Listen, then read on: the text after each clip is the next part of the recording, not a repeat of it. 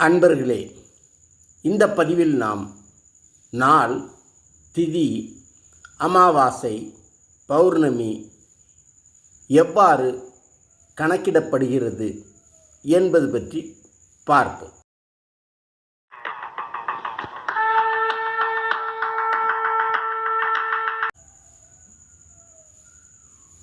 நாள் செய்வதை நல்லோரும் செய்யார் என்பது பழமொழி.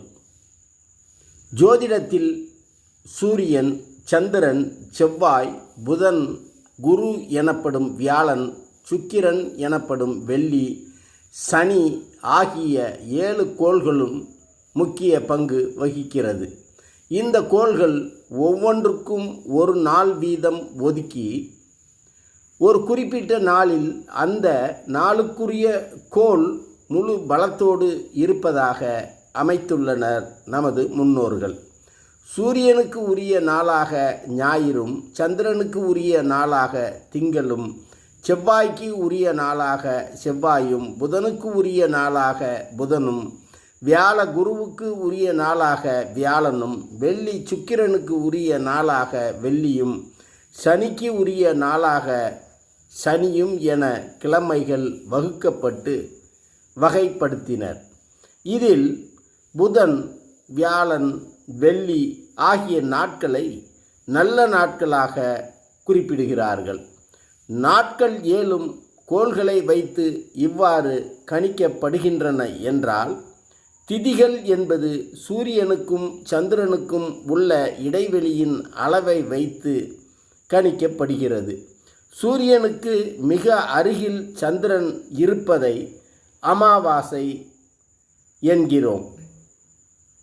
இது சந்திரனின் ஒளி மறைக்கப்படும் காலம் ஆகும். இதனை சூனிய திதி எனவும் அழைக்கலாம்.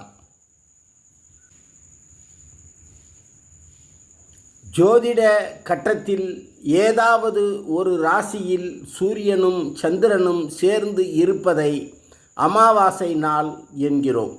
இது மங்கள நிகழ்வு நடத்த ஏற்ற நாள் கிடையாது.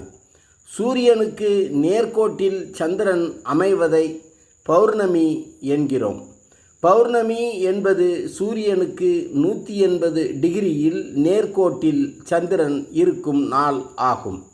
இதனை பூரணதிதி எனவும் அழைக்கலாம். ஜோதிட ராசி கட்டத்தில் சூரியன் நின்ற ராசியில் இருந்து 7வது கட்டத்தில் சந்திரன் அமைந்திருக்கும் நாளே பௌர்ணமி நாள் ஆகும். இது மங்கள நிகழ்வு நடத்த ஏற்ற நாள். சூரியனுக்கும் சந்திரனுக்கும் இருக்கும் இடைவெளியின் அளவை அடிப்படையாக வைத்து திதிகளை 15ஆக பிரிக்கிறார்கள். இந்த 15 திதிகளுக்குமான பெயர்கள் தற்போது நமது பயன்பாட்டு வழக்கத்தில் தமிழில் இல்லை.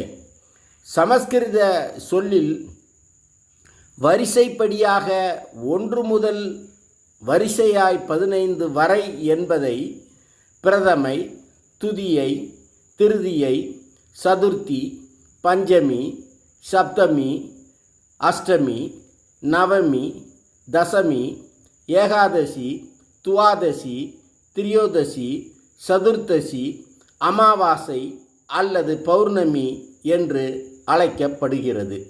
திதிகளின் அடிப்படையில் பௌர்ணமி திதி மிக நல்ல நாளாகவும், சப்தமி, தசமி திதிகள் நல்ல நாட்களாகவும், திருதியை, பஞ்சமி, நவமி, துவாதசி திதிகள் ஓரளவுக்கு நல்ல நாட்களாகவும் பார்க்கப்படுகிறது. நன்றி. மீண்டும் ஒரு பதிவில் சந்திப்போம்.